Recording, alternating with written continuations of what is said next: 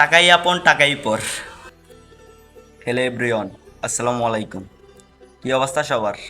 আশা করি সবাই ভালো আছেন। আলহামদুলিল্লাহ, আপনাদের দোয়া ও ভালোবাসায় আমিও ভালো আছি। তো আজকে আমি আপনাদের কাছে শেয়ার করব যে আমি আমার প্রিয় আত্মীয় স্বজন নিয়ে কেন কথা বলি। আমি আমার প্রিয় আত্মীয় স্বজন নিয়ে কথা বলি দেখা আপনাদের অনেকের কাছে আমি ছাপরি, আবার অনেকের কাছে পাগল। তাতে আমার কিছু যায় আসে না ভাই।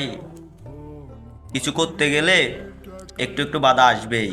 সেই বাধা অতিক্রম করে আমাদেরকে চলতে হবে।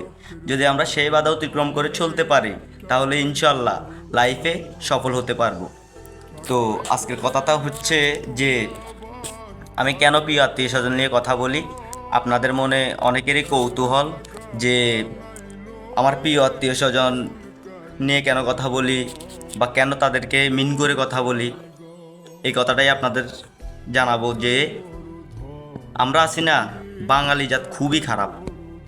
আমরা যখন শূন্য পকেটে হাঁটি তখন আমাদের পাশে যে বন্ধু বান্ধব, যে প্রিয় আত্মীয় স্বজনগুলো থাকে, আমরা যখন পরিপূর্ণভাবে সফল হয়ে যাই তখন আমরা সেই বন্ধু বান্ধব এবং প্রিয় আত্মীয় স্বজনগুলোকে ভুলে যাই এবং নতুন নতুন বন্ধু বানাই টাকাওয়ালা দেখে। কারণ আমার টাকা আছে তাই আমি টাকাওয়ালা বন্ধু বানাই, আমার টাকা আছে তাই আমি টাকাওয়ালা প্রিয় প্রিয় আত্মীয় স্বজন বানাই।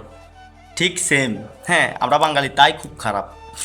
তো আমি যখন আমার শূন্য পকেটে আমি রাস্তায় হাঁটি তখন আমার পাশে যে আমার বন্ধু বান্ধবগুলো থাকে, যে প্রিয় আত্মীয় স্বজনগুলো আমার পাশে থাকে, সবসময় আমার খবর নেই, যে বন্ধুগুলো নিশিরাইতে কল দিলেও আমার ডাকে সাড়া দেয়। তো আমি যখন পরিপূর্ণভাবে সফল হয়ে যাব আমি তাদেরকে মনে রাখতে হবে। অতীত ভোলা যাবে না ভাই। অতীত ভুললেই শেষ, অতীত ভুললেই শেষ। হ্যাঁ, আপনি সব টাইমে মনে রাখতে হবে যে আপনার খালি পকেটে কে পাশে ছিল, কে আপনার খবর নিছিল, তাদেরকে মনে রাখতে হবে। আমার কাছে টাকা নাই, আমি শূন্য পকেটে হাঁটি, তাই আমার কোনো প্রিয় আত্মীয় স্বজন আমার খোঁজ খবর নেয় না। এবং কিছু কিছু বন্ধু আছে তারাও খোঁজ খবর নেয় না। হ্যাঁ, যখন আমি তাদের পিছে কয় টাকা খরচ করতে পারি তো তারা আমার খবর নেই, এর আগে খবর নেয় না। কিন্তু প্রকৃত বন্ধু যেগুলা, ওইগুলা অল টাইম আমার পাশে থাকে। আমার পকেটে 10 টাকা থাকুক, 20 টাকা থাকুক, কিংবা 100 টাকা থাকুক, তারা আমার পাশে থাকে। আমার এলাকার বন্ধুগুলোর কথা বলি, যখন আমার কাছে পরিপূর্ণভাবে টাকা পয়সা থাকে তখনও তারা আমার পাশে থাকে, আবার যখন আমি খালি পকেটে থাকি তখনও তারা আমার পাশে থাকে। যখন আমি পারি ওদের পিছনে 1 টাকা খরচ করি, আবার যখন আমি খালি পকেটে থাকি ওরা আমার পিছনে 10 টাকা খরচ করে। তো আমি ভবিষ্যতে যদি কখনো সফল হতে পারি আমি তাদেরকে ভুলে যাবে না, কারণ তারা আমার অতীত। তাদের থেকে তারা আমাকে অনেক কিছু শিখাইছে, অনেক কিছু দেখাইছে, তো তাদেরকে ভুলে যাবে না।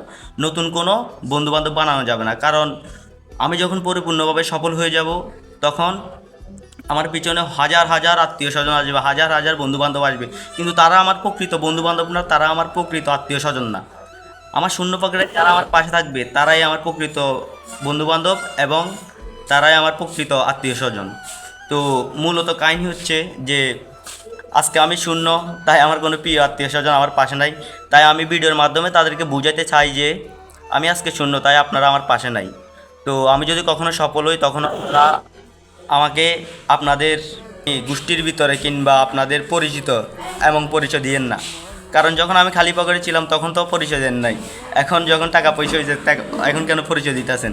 আমি মানে ভিডিওগুলো বানাই তাই তাদেরকে মিন করে। হ্যাঁ, তো আপনারা এই কারণে অনেকে হয়তো আমরা ভাবেন সাবরি, আবার অনেকে ভাবেন পাগল। তাতে কিছু যায় আসে না ভাইয়ে। আমি যেটা বাস্তব কথা সেটাই বলতে চাই। বর্তমানে যেমন আমার আত্মীয় স্বজন থেকেও আমার বন্ধুবান্ধবগুলো আমার বেশি খবর নেই, এবং আমার যখন খালি পকেটে থাকি তখন তারা আমার পাশে থাকে। তো আমি যখন আমার পকেটে 100-150 টাকা, 200 টাকা, 500 টাকা হয়ে যায় তখন আমি তাদেরকে কীভাবে ভুলে যাই? তারা তো আমার বন্ধুই। তো সব থেকে বড় কথা হয়েছে যে এটাই, টাকাই আপন টাকাই পর। আজকে আপনার কাছে টাকা আছে, আপনার পাশে হাজারো অজানা বন্ধু, হাজারো অজানা আত্মীয় স্বজন। আজকে আপনার কাছে টাকা নাই, আজকে আপনার পাশে কেউই নেই। কিন্তু এদের মধ্যে যারাই থেকে যায় তারাই প্রকৃত ভাই, তারাই প্রকৃত বন্ধু, তারাই প্রকৃত আত্মীয় স্বজন। জাস্ট এতটুকুই। তো এই ভিডিওটা হয়তো অনেকেই দেখবে, তো যদি আমার কথার মাধ্যমে কোনো ভুল হয়ে থাকে আমাকে মাফ করে দিবেন। আর সবাই যাই করবেন লক্ষ্য একটাই রাখবেন, পথে অনেক কাঁটা আসবে, সে কাঁটা রাস্তা থেকে সরিয়ে আমাদেরকে চলতে হবে। যদি আমরা কাঁটা দেখে থেমে যাই তাহলে ধরে নেন ভবিষ্যৎ অন্ধকার, কিছুই করতে পারবেন না।